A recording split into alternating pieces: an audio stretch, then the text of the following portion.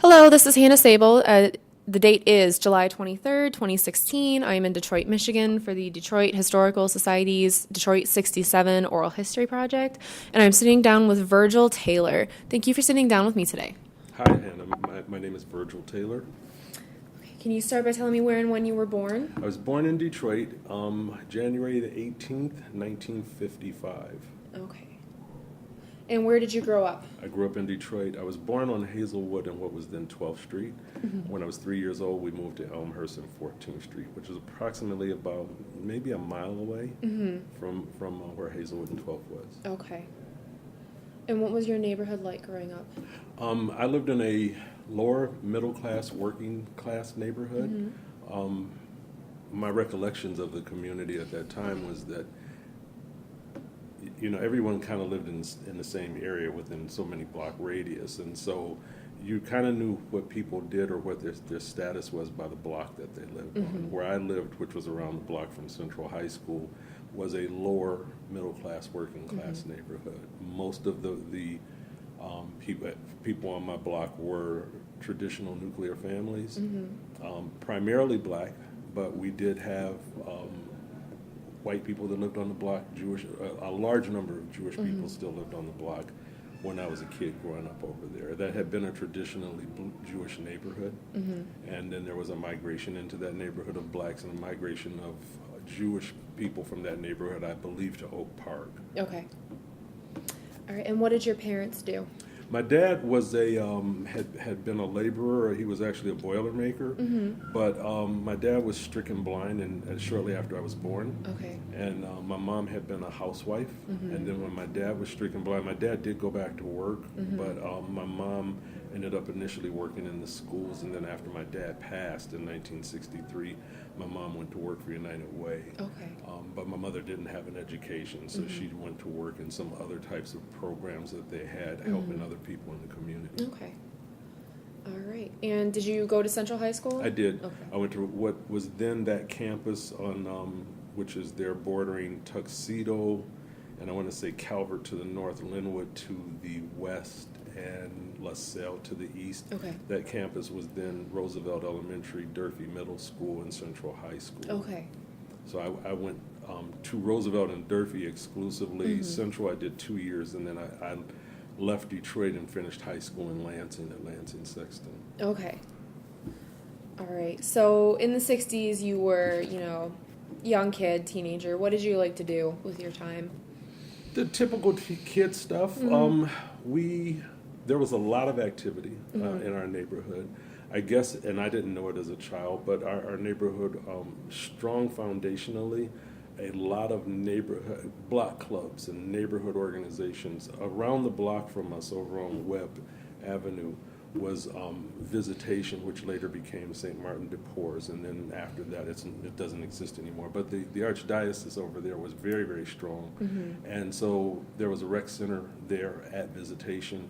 So we went there a lot during the summer months to swim. There were recreational activities. I grew up across the street from what was New Mount Zion Baptist Church. Okay. Very strong organizationally in our community, and they had a lot of programs for kids, recreational programs in the basement and in the parking lot there. At Central's Field, there were ongoing programs for kids and families, and so the schools there, all of them at night, traditionally would be open until probably 9 o'clock for after-school programs. Okay. So, for instance, my mom would go there to take flower making, flower arranging classes, or cake decorating. Men went there to take shop classes.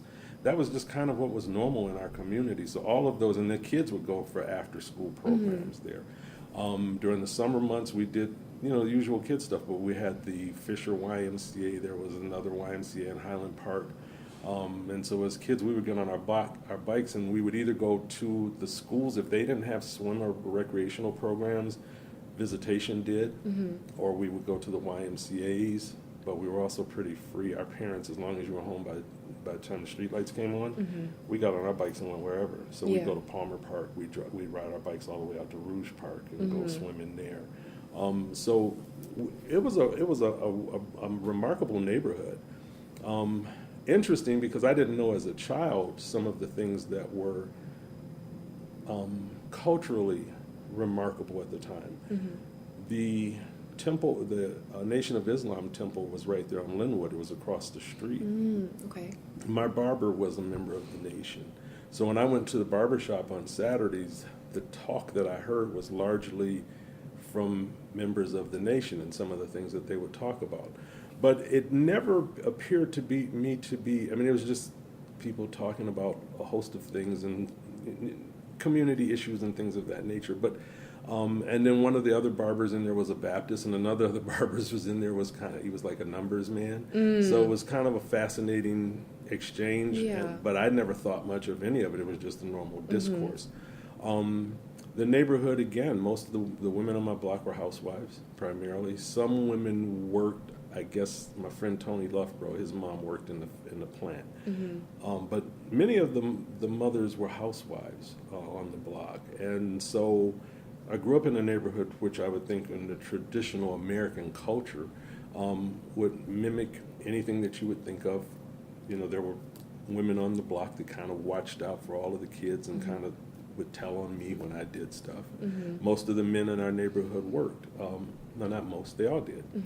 And it was unusual for a father to not be in the home. My dad passed away in '63, so there was no father in the home. But that wasn't the norm. You know, so this whole myth that black men not being in the home, no, that was just not true. I can tell you why that happened, when it started to happen, but it was not true as a child when I was growing up. So, like I said, very traditional neighborhood. 12th Street, as we called it, which is now Rosa Parks, was a retail strip. So all up and down 12th Street were every kind of shop you could imagine, hardware store,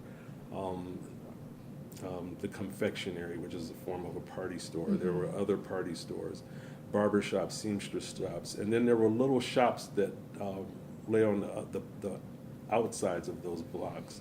And a lot of times those were industrial shops, small factories that I now know were lower level tier 4 or 5 factories that provided things to the automotive industry. But they may be a shop that may only have 4 or 5 employees. So, I mean, it was that type of community. Did you have any siblings? I have one brother, older than me. He's 5 years older than me. My brother was the quintessential good boy, and at least that's what everybody else thought. And, so he came up, he was, my brother was pretty remarkable. He's a professor now, but he was the captain of the safety patrol. I grew up with, he was the captain in the Cub Scouts, and so I came up always, why couldn't you be more like your brother? He was academic and athletic All-American, you know, so here I come. Clumsy, you know, little brother, but just a normal kid. But my brother went on to graduate from MSU, and then he's a professor at MSU now. I'm the youngest sibling of a guy who's doing exactly that, so I know where you're coming from. It's not fun. It's like, you know, it's like you're always, that's the standard you're held to. I know. And especially when you know that this creature is far from perfect, but what they've perfected is the art of that image that they keep up in front of adults. Oh, yeah, I grew up in elementary school, middle school. Why can't you be more like Daniel? Right. Anyway, all right, so 67, you were, what, about 12 years old at the time? 12 years old, yeah. How did you hear about the events? Walked out onto the porch on a Sunday morning, and didn't understand what I was seeing. It was chaos. It was chaotic. And Richard Rudolph, one of my neighbors that lived across the street, who grew up in a different home. Richard rarely went to school. The Rudolph family didn't have grass much of the time. They put down sod, but they wouldn't take care of it. So, and they were a nuclear family, but they just were. They didn't. Education wasn't important, and they didn't. The block club used to have regular fits about the Rudolph family, and Richard came running down the street, and he had a tray of rings, and he was just giddy, and as he was running, but he had been looting up on 12th Street, and there were people running all over, and my mother came out. My mother was very much a disciplinarian and traditionalist. We weren't going anywhere. She didn't know exactly what was going on, but she knew it wasn't right, and we weren't leaving the porch. And so I witnessed the early part of the day from the porch. Our street, at that time, we had these, all down Elmhurst, these beautiful Dutch elm trees that provided a canopy over the street. And suddenly the police were coming. Police were on fire trucks, which we had never seen. Police had on helmets we had never seen. And there were two huge apartment buildings across the street from us. And something happened, and the police came and with like armored vehicles, as I recall, or trucks or something, and they surrounded this apartment building. And there was, I want to say, I believe there was gunfire, but I know I remember them going in, and I remember them bringing young men out. And I had seen these guys, but I didn't know them.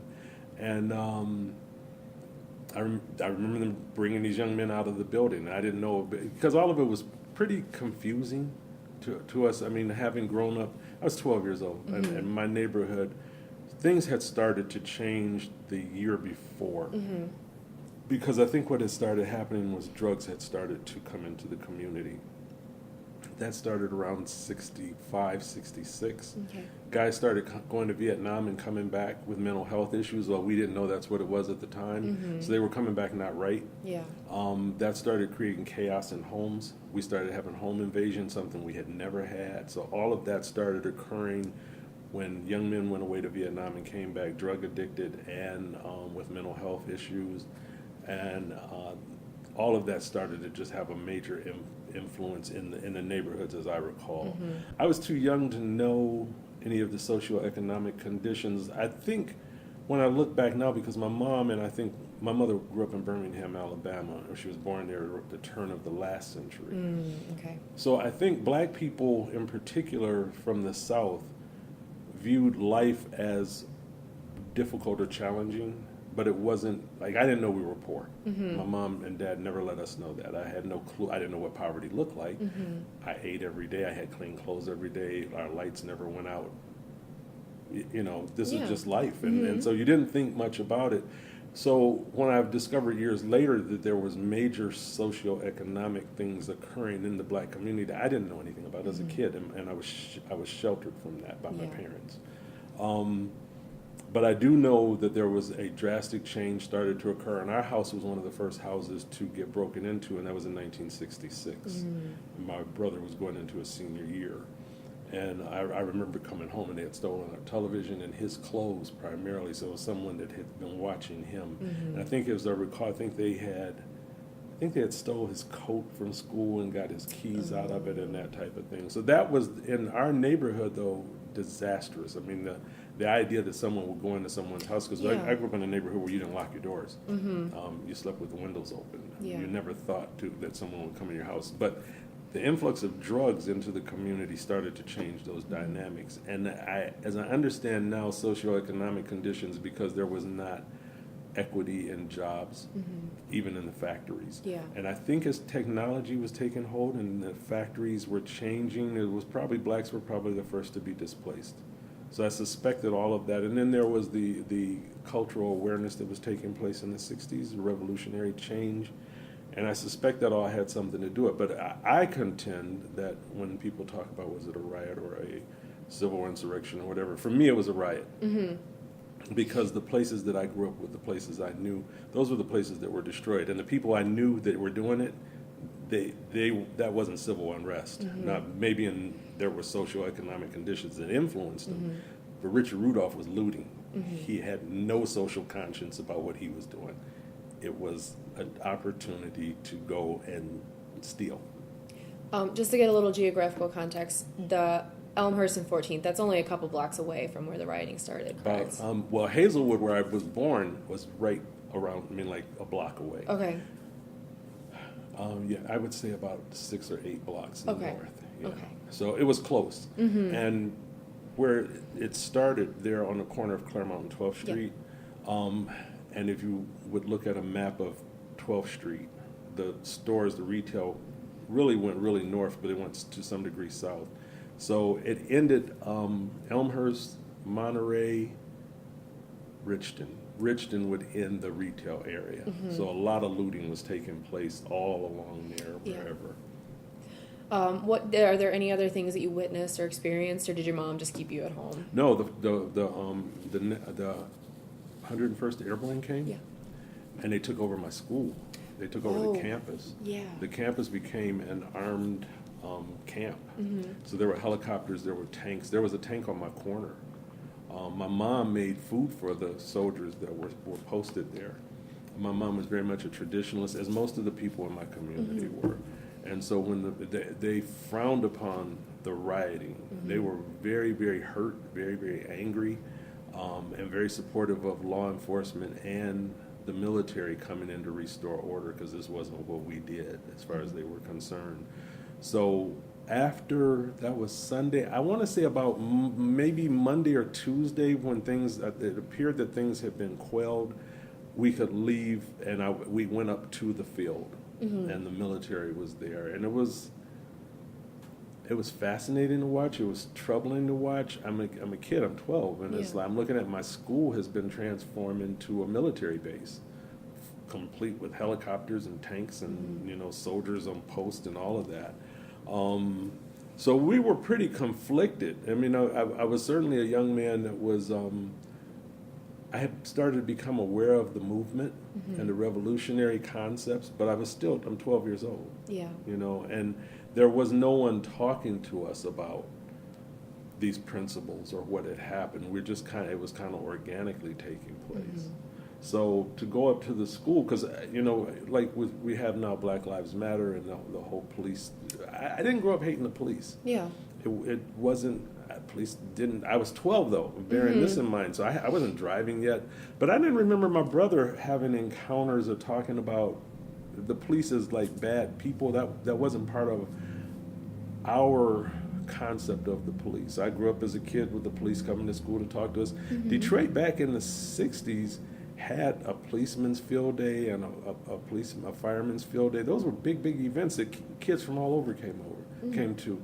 Again, I wasn't racially conscious, but I grew up in a black community, so I just didn't give white people a whole lot of thought. I mean, I had white teachers, but I didn't look at white people like, I do remember though, there were two white guys coming down 14th Street with a shopping cart. They had been looting, and I remember people converging on them. I do remember that. But people from your neighborhood? Yeah, well, I think they weren't on my block, but they were from the general neighborhood and kind of chased them down, and it, from what I recall, it wasn't pretty. Yeah. What made them think to come over there is a little beyond me. But, yeah, so it was a sea change. 67, just, I guess things were already in process, but it was just a sea change, and the neighborhood never recovered. It was never the same. How long did you stay in that neighborhood for? My mom moved from there. Well, I went away to college in 72. I went into service in 75. My mom must have moved from there.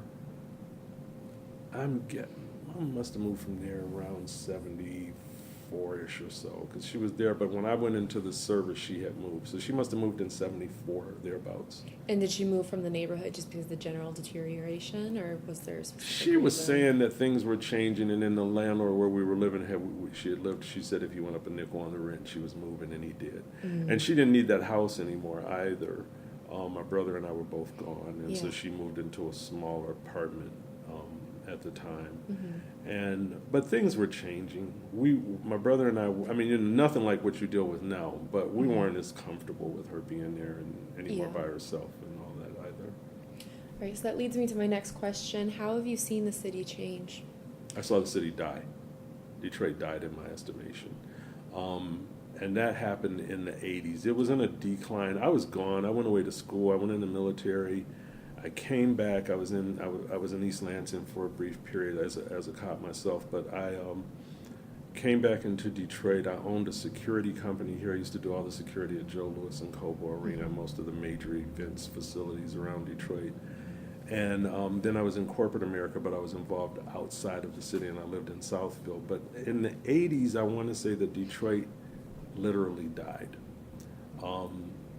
And it was pretty much a ghost town, and it was pretty much, I watched the disinvestment from this community, and nobody cared. And the people that stayed were two groups: the people that couldn't escape, and the people that lived off the people that couldn't escape. And then I want to say here in the last 10 years, there's been people that have had a vision that said, hey, this is a lot of good property and this is an amazing place. And so there have been people that moved back in and have taken advantage of the opportunities that exist here.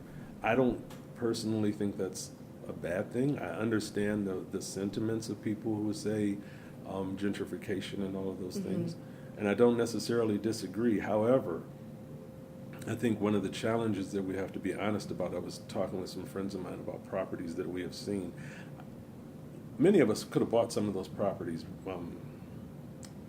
office space or retail properties or whatever, but we don't have the wherewithal to restore them. And that's because of inequities in the system. That's because of inequities in finance and things of that nature. We don't have wealth in the black community. And so for people that would argue that you do, I would argue that no, you don't.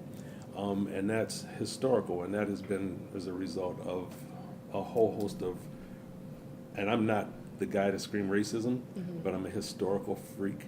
And that has everything to do with race in this country and a white male-centric perspective and the establishment of a system that's what it has supported, and it has denied certain other groups opportunities, breeding subsequent cultures that have not been able to function as well.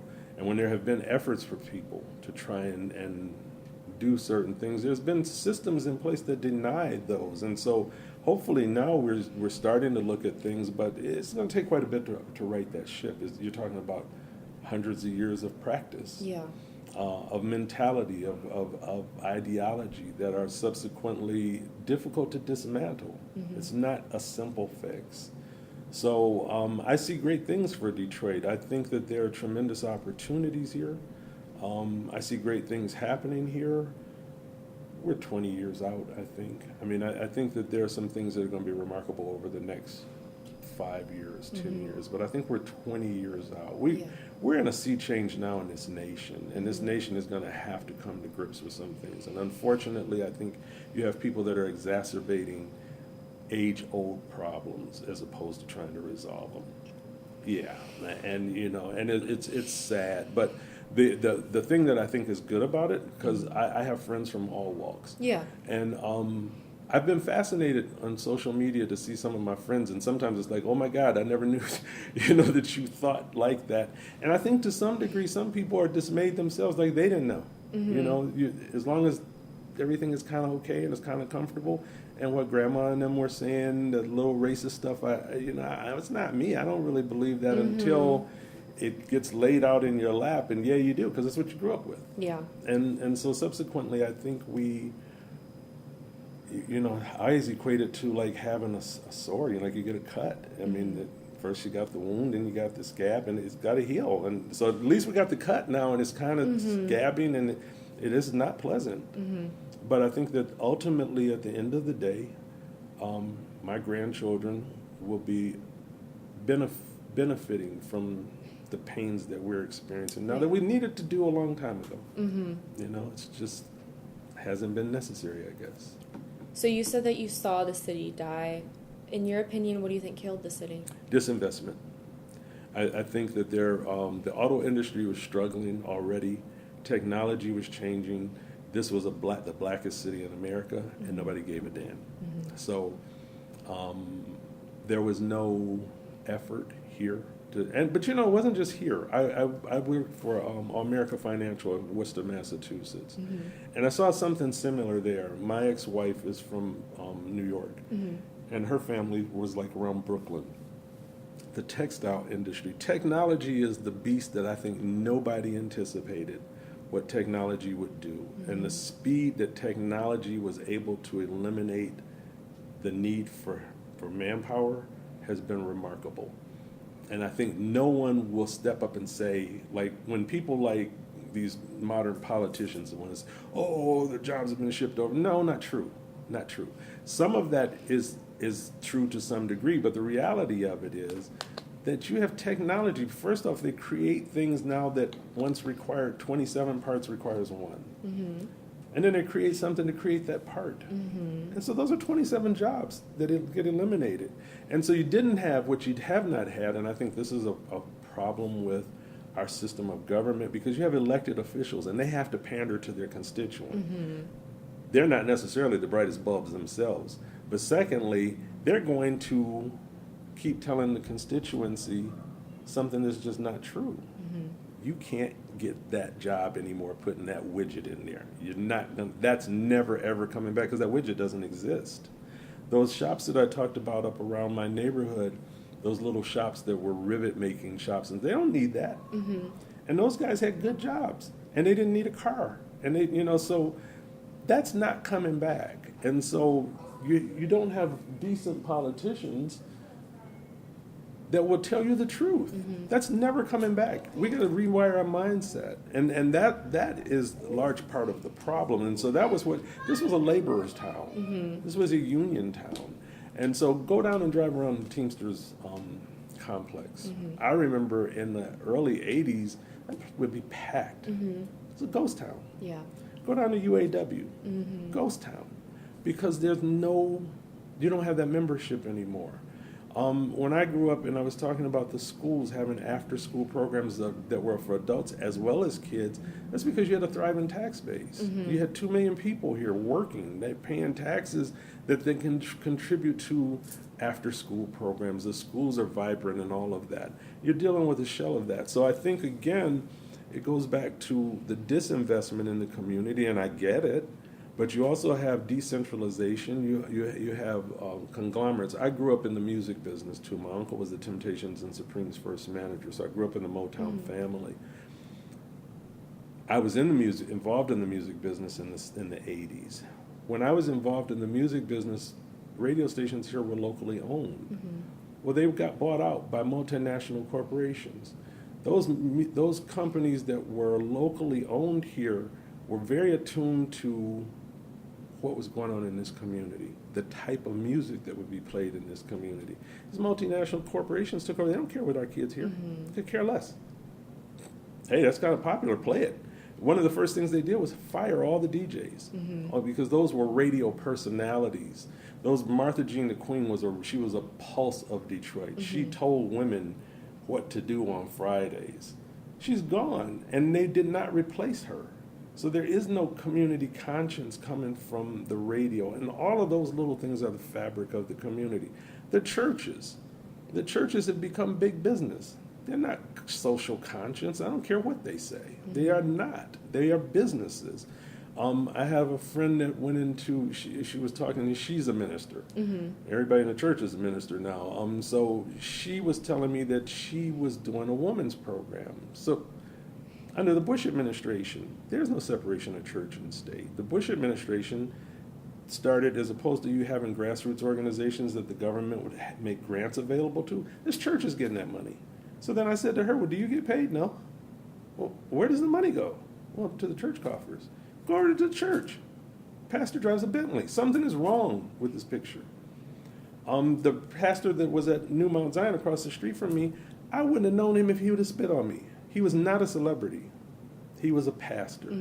He didn't drive a big, beautiful car, and he wasn't carried out on a chariot or something. I mean, these are the things, but these are social phenomena. So, again, when I say that the city died, if you study history, it's the same as Rome died or any major, lack of social conscience, lack of leadership, government interference, perhaps because there's a need to keep people quilt, perhaps. I don't know. All of those things I don't too much get into. But if you go back and trace the history, it makes perfect sense. If you wanted to create a monstrosity, what happened to Detroit in the 70s and 80s would be the perfect experiment. If I wanted to create a mutated society, do what you did here. Remove all of the stores, remove all of the economic opportunity, remove all of the everything, disinvest, and leave people to fend for themselves. What do you expect to get? You create a monster. You create a being that learns to survive. They ain't going nowhere. The scary part is when people have to fend for themselves and are continuously being preyed upon, they start to develop a different mentality. And once there's no more carcass on the bone here, what do you think they're going to do? They're mobile. And also it impacts the mentality of people beyond that community. You know, I work with kids. I work with kids in communities from all over. And then people are freaked out in Warren or Sterling Heights when their kids are behaving the same way. What do you think they were going to do? What do you think they've been watching? Leave It to Beaver? They watch BET. They watch, I mean, they see the social phenomena, this music, this technology, again, is pervasive. And so subsequently it changes everything. And so, yeah, I think that disinvestment was the great sin. Racism was the other great sin. And you had a lot of, because you had a lot of hostility on both sides. So one side is saying, y'all did this, and another side is saying, y'all did this, and the truth is somewhere in the middle. Although there are greater sins on one side than the other. You know, so we just have not worked to heal our issues, and I think that's kind of where we're headed, I'm hoping. Yeah. Final question. What would your advice be for future generations? Get to know people. Really conscientiously get to know people. Get to understand people. Have some empathy. That's been one of the greatest challenges because, as I tell people, the conversation of race is not easy. It's not pleasant, but it's necessary. I don't have to agree with you, but I need to understand your perspective, and I need to respect you. And I need you to understand me and respect me and hear what I have to say. I had a friend recently tell me, a white friend, I posted something on Facebook, and she basically said, well, that's invalid. So you don't get to invalidate my opinion. Who told you could do that? And that is far too prevalent. You can't invalidate it's like me invalidating a position of yours because you're a female. As a male, I cannot. I have no right. But conceptually, I need you to help me understand. And there's some things I'm never going to understand. But I have to yield to you in some things. And then I need you to respectfully yield to me when I say, as a man, I don't get that. I'm not understanding. Yeah. And there is where we agree to disagree. Okay, I got you. Let's leave that alone now. We got it out. Let's move on. We haven't been willing to do that. Yeah. You know, we're so busy telling somebody else they're wrong. And I'm right. Truth is probably in the middle, as in most things. That's great advice. Is there anything else you wanted to add? Nope, I appreciate the opportunity. Well, thank you for coming in.